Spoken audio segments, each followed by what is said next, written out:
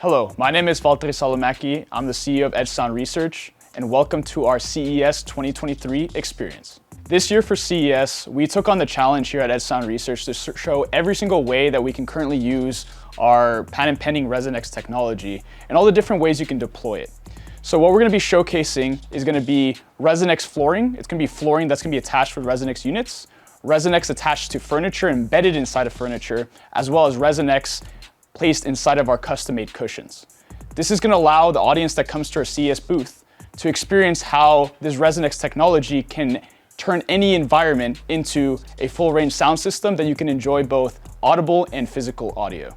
Next, I challenged our team to be able to combine flooring as well as furniture that's also embedded with our ResonX technology and cushions to be controlled from one singular setup that you can turn on and off every single element to allow our audience members to understand exactly what different experiences they can have and how they change based off different visual elements and music elements that they play at our booth. And finally, we wanted to put the entire experience together also with a visual element. So for the very first time at CES, we're going to be showcasing a brand new visual environment in the virtual world, all built on Unreal Engine, where any audio input you put in it changes how that world is reacting, to really showcase the power of multimodality, of when you combine multiple senses, your feeling, your hearing, as well as your visual sight, and the power that combines and the possibilities of future content creation from this experience.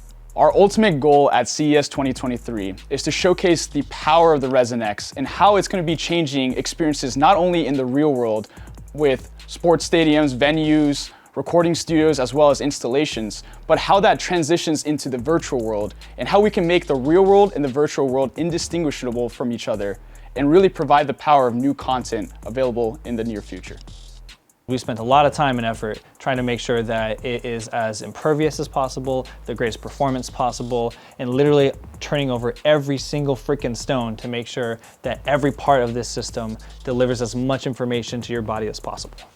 The reason that this is so cool is because this is the first time that someone's been able to have a total command over the entire frequency range directly into your body at any given moment. So I can give any signal to this thing and I can put it straight on this table, straight onto this couch, straight into your body, and you will get the entire frequency range, which has never been done before, unless we literally inject you into a speaker or glue you to a speaker cone. It's the only other way you can get this type of experience. I can take one pathway and have all this information go through one pathway, but if that pathway becomes saturated, I can't receive any more information than that one pathway can allow. Think of it like bandwidth, right?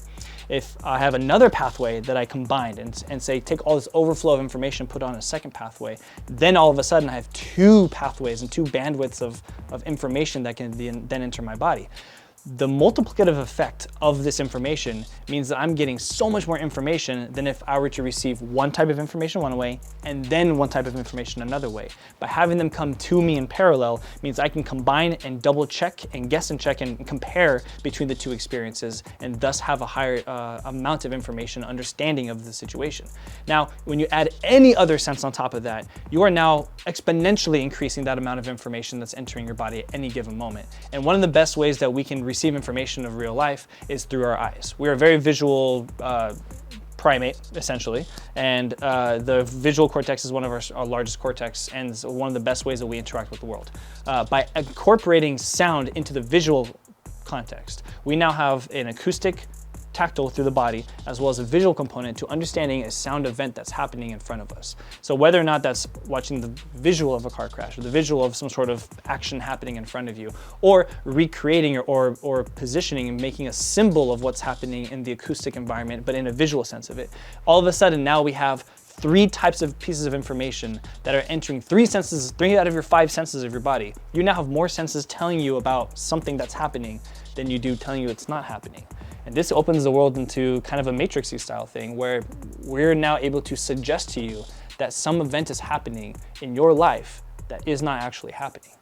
So last year at CES, we're all about invisibility. The idea of showing something unexpected and have people understand that there's no speaker there. For the first time, we're able to showcase how our device can actually smartly, intelligently attach to a variety of mediums. So the floor, the sofa, and the cushions to give people the idea of flexibility, adaptability, and our capability to scale.